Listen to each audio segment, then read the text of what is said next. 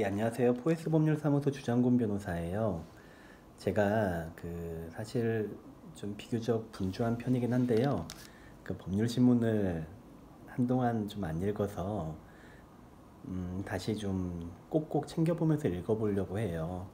사실은 제가 뭐 금융 관련된 판례 같은 건 제가 상당히 많이 알죠. 금융법으로는 제가 계속 공부를 계속 뭐 박사하고 있으니까요. 많이 알긴 하는데 그래도 이렇게 법률신문에서 이걸 또 뭐 블로그 같은 데 쓰려고 하니까 되게 힘드네요. 그래서 한번 같이 읽어보는 시간 갖는 것도 의미 있겠다 생각돼서 이번 제가 본 이 판례는 그러니까 아직 대법원에서 판결은 안 났어요. 근데 꽤 의미가 있는 게 취지는 좋은데 상당히 현재 법 문헌에는 좀 반하는 측면이 있는 이런 판례거든요. 그러니까 뭐냐면은 뭐 이게 스포츠 뭐 테니스 선수 뭐 첫 미투였대요 이게. 그래서 초등학교 때 그러니까 코치가 초등학생 선수를 성폭행한 거죠. 그래서 14년 만에 마주쳤대요 다시. 그래서 이제 그때 뭐 마주치고 나니까 다시 뭐 두통도 생기고 수면장애 생겨서 고소한 경우거든요. 자, 그러면은 말씀 들어보시면 공소시효라는 게 있는데 라고 먼저 생각하실 거예요. 근데 공소시효는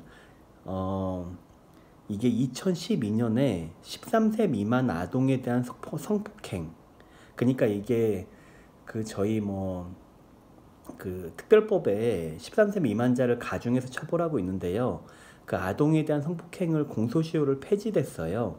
그래서 그 부분으로 인해서 일단 형사고소가 유효하게 진행이 돼서 이제 범죄자가 이제 형이 확정됐죠. 그 이후에 근데 문제는 민사상 손해배상 청구를 한 거예요. 그래서 불법행위 손해배상 청구를 한 건데 이제 이게 문제가 뭐냐면 소멸시효라는 게 있어요. 소멸시효가 손해배상 청구권의 소멸시효는 이제 어떻게 돼 있냐면 피해자나 그 법정 대리인이 손해 및 가해자를 안 날로부터 3년 또는 불법행위 한 날로부터 10년 이렇게 돼 있는데, 자, 이게 피해자가 이제 손해 및 가해자를 안 날로부터 3년. 자, 그러면 아이면 사실은 그 손해 및 가해자를 안다고 보기 어려울 수도 있어요. 그래서 예를 들어서 이제 기존의 법이론으로 보면 피해자가 성년이 된 이후에 그 이후에 손해 및 가해자를 안 날로부터 3년 기산돼야 된다, 이런 논리는 많이 있었어요. 근데 이제 피해자가 미성년인 경우 생각해서 법정 대리인이란 말이 들어가 있는 거죠. 그래서 법정 대리인이 역시 손해 및 가해자를 안 날로부터 3년. 이제 이거는 어느 정도 인식을 기초로 한 거예요. 그런데 불법 행위를 한 날로부터 10년, 이거는 뭐냐면 어떤 피해자나 그 보호자의 인식 여부에 관계없이 불법 행위 한 날로부터 10년이 지나면 어떤 불법 행위로 인한 어떤 청구를 인정하지 않겠다, 이제 이런 취지거든요. 그래서 소멸시효 예를 들어서 뭐 그런 거예요. 10년 동안 주장하지 않았으면 어느 정도 법적인 그런 상황이 사실은 더 이상 이제 청구를 하지 않겠다, 이런 어떤 기존의 지금 현재 상황을 또 약간 고려할 필요가 있다, 이런 취지인 거예요. 자, 근데 이게 지금 민사소송 항소심에서 지금 인정이 됐거든요. 그래서 소멸시효 항변을 배척했는데 이거는 사실 문헌에는 명백히 반한다 생각이 돼요. 왜냐면은 불법 행위를 한 날이라는 개념은 말 그대로 성폭행을 한 날이에요. 우리가 예를 들어서 불법 행위로 인하여 손해가 좀 더 문헌이 좀 뭔가 다르다면, 예를 들어서 지금 성폭행을 하고 나중에 이제 물론 그로 인한 피해가 계속 진행이 되죠. 그러다가 나중에 어떤 마주쳐가지고 또다시 이제 그거로 추가적인 상해가 발생한 거예요. 자, 그러면 예를 들어서 예전에 그러니까 자기를 강간했던 사람을 만났던 사실, 이거는 그러니까 이게 뭐 오해하시진 마시고요. 이게 뭐냐면 이 선수가 그러니까 뭐 코치가 뭐 좋다 이런 얘기 아니에요. 그냥 지금 법을 얘기하고 있는데 법은 여러 가지 사정을 고려해서 또 규정이 돼 있는 거니까. 자, 그러면 그 마주친 시점, 이거를 불법행위 한 날로 볼 수는 없는 거거든요.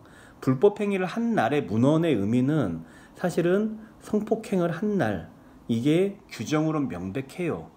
자, 그러면은 이 부분에 대해서 사실은 이제 법원에서 고민이 많아서, 자, 이 경우에도 아동이었다는 점에 어떤 특수성이 있으니까 결국은 좀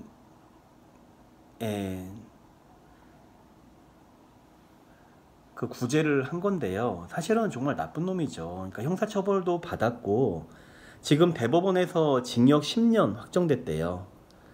자, 징역 10년. 사실은 징역 10년이라는 거는 정말 중하거든요. 저희가 살인도 법정형이 5년 이상부터 법정형이거든요. 그런데 이제 특히나 성폭력 관련된 범죄는 형이 계속 높아지고 있어요. 그래서 그게 물론 이게 나쁜 범죄자가 당연히 나쁘고 범죄자가 나쁘다는 건 당연한 전제인데 이거를 어떻게 법정형을 어떻게 해 나가냐, 이거는 또 다른 문제예요. 자, 예를 들어서 법정형이 마냥 세면 다 좋느냐, 꼭 그렇지만은 않을 수 있다 생각해요. 예를 들어서 나 어떤 범죄자가 이거 잡히면 뭐 한마디로 죽음이야, 죽을 때까지 깜빵 있어야 돼, 이러면 그 범죄를 은닉하기 위한 더 가혹한 결과가 또 나올 수도 있지 않을까 싶어요. 그래서 참 게 어려운 문제예요. 그래서 뭐 이제 정말 나쁜 사람 요새 흉악한 범죄도 많다 보니까 뭐 그냥 죽여버려야 돼, 아니면 저런 애들을 왜 변호를 하느냐, 이런 그 대중적인 비난이 항상 많이 있는 거죠. 그래서 이분이 이제 징역 10년이면 나쁜 놈이긴 한데 정말 형은 세게 받은 거긴 해요. 그런데 이제 민사 책임도 져야 되느냐, 사실은 뭐 민형사 책임 다 지면 좋긴 한데 이게 지금 현재의 법령의 문헌으로는 조금 과한 면이 있어요. 손해배상 부분은. 그래서 이게 이제 이거는 일정한 사실을 기초로 해서 시간이 경과된 거를 지금 우리 민법이 규정한 거라서, 만약에 이거를 대법원에서 그 이제 배상을 인정한다면 그 사실은 국회에서 이 민법을 법무부에서 이제 개정안 이거 만들어야 될 것 같아요. 차라리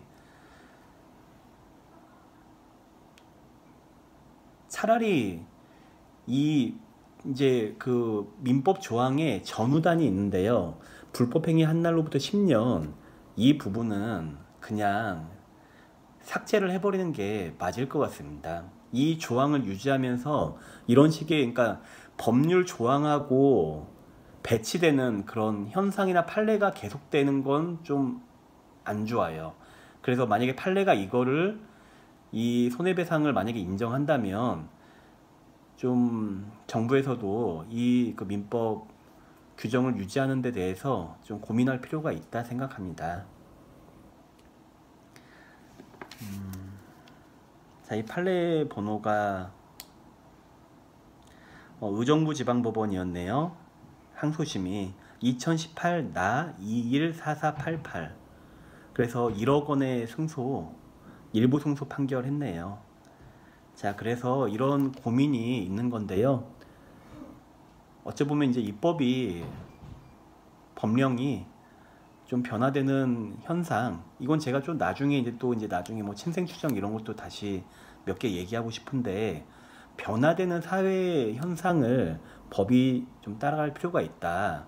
그래서 오늘 제 동영상은 뭐 이 범행한 분을 뭐 비난하거나 옹호하려고 이런 게 한 게 아니라, 법의 법령의 문헌과 어떤 판시의 구체적 타당성이 배치되는 이런 상황에서 결국은 좀 근데 법은 예측 가능한 부분이 있어야 되는 거거든요. 법원은 법을 적용하는 기관이어서 함부로 법의 문헌을 어긋나서는 안 돼요. 이런 부분에 대한 좀 보완적인 고민이 필요하다, 이 말씀 드리고 싶습니다. 이상입니다.